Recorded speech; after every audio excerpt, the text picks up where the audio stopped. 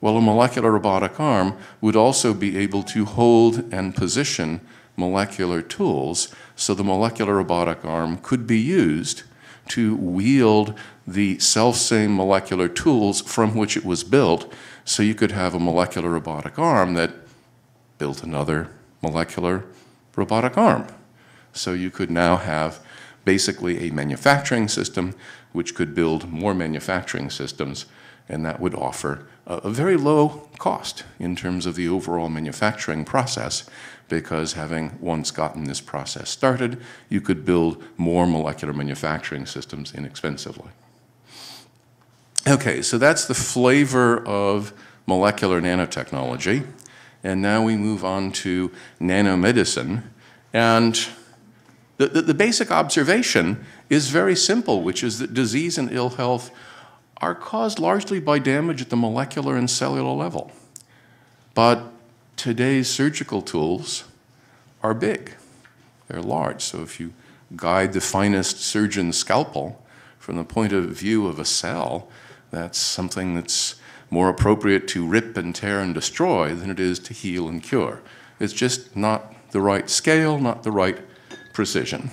So in the future, if we have molecular nanotechnology, we can build molecular medical nanodevices, nanorobots, that could then carry out specific medical tasks and could do so with molecular precision, and they could be guided by molecular computational devices. So we will have a whole new set of tools. And to give you a feeling for the size of these things, that robotic arm, that 100 nanometer robotic arm, that's represented by that red cylinder in the right. And it looks pretty small when you compare it with, for example, a mitochondrion, which is a subcellular organelle. And it also looks pretty small when you compare it with the CPU of an 8-bit computer, which would be designed using molecular mechanical devices. So it looks as though a robotic arm and a computer that would be able to control it would both be small on the scale of a mitochondrion, and even smaller when you start looking at what you might call a typical cell, if such a thing exists. So the mitochondrion is now much smaller than a cell, and the robotic arm vanishes into almost invisibility. You now start to see the size of other things, respirocytes and microbivores, which actually are a notable fraction of the size of a typical cell. So those devices are now devices on a scale which is smaller than a cell, but nonetheless visible on that scale. So what are these medical nanodevices I'm talking about? It's always useful to have a few examples. So the first example is a respirocyte. And what is a respirocyte, I hear you cry? It's an artificial red blood cell.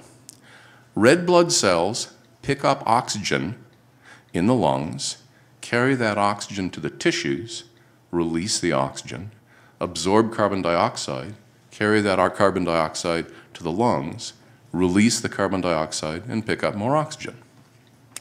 To build an artificial red blood cell, you'd want to do that. And in particular, the artificial red blood cell design, the proposal is to use a miniature scuba tank. So if you have a sphere about 1 micron in size, it could hold compressed oxygen. And if you use diamond as your structural material, then you can hold highly compressed oxygen. So you might have oxygen at, say, 1,000 atmospheres, at which point you have a very high density of oxygen. And if you run through your numbers, you find that these miniature scuba tanks could hold over 100 times the oxygen of ordinary red blood cells, which means that if you have a therapeutic dose of these artificial red blood cells circulating in your body, they would be able to support your metabolism for some time. You could hold your breath for over an hour. Now, you might think holding your breath is no big deal, but suppose you are at risk for a heart attack. Normally, if you have a heart attack, you don't have much time.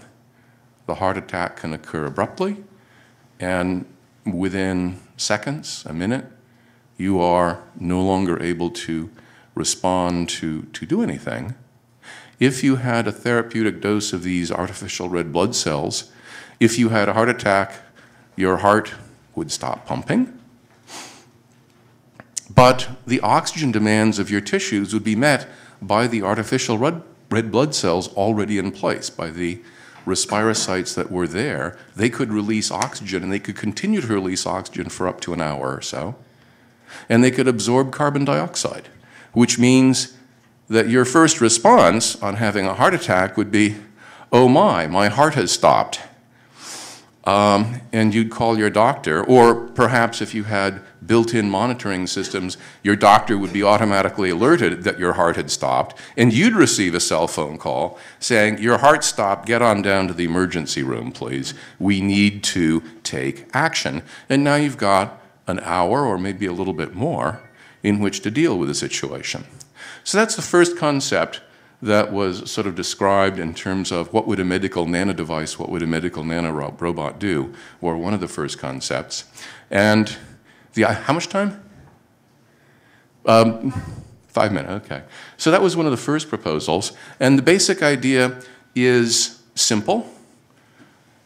Compressed oxygen in a small 1-micron sphere circulating in the bloodstream with a mechanism on board to release that oxygen in a controlled fashion when oxygen partial pressures are low, and a mechanism for absorbing carbon dioxide when partial pressures of carbon dioxide are high, and doing the reverse in the lungs. So conceptually very simple and obviously very beneficial if we could build it. And the key issue is how do we go about building it, which I outlined briefly. Next idea, a microbivore. If we have artificial red blood cells, perhaps we could have artificial white blood cells. Could we have devices that would identify and digest pathogens in the bloodstream? And again, if you look at the possibilities here, you find that you can get a substantial performance improvement. Two major areas, an artificial white blood cell or a microbivore could more rapidly engulf and digest invaders, and also could do a more thorough job of digesting them in that time. So what they released into the body would be the constituents of the pathogen, the harmless constituents, amino acids, water, other things like that, that would not arouse the body into some sort of inflammatory or immune response. So that would allow you to more rapidly remove worse infections with fewer consequences to the body, and obviously, again, that would be advantageous. This system is becoming a bit more complex. Previously, we were talking about a tank of compressed gas. Now we have a device that at least has to sense the presence using some sort of binding sites that will bind to and identify foreign pathogens. It has to be able to do that, sweep them into the maw of the device and digest them.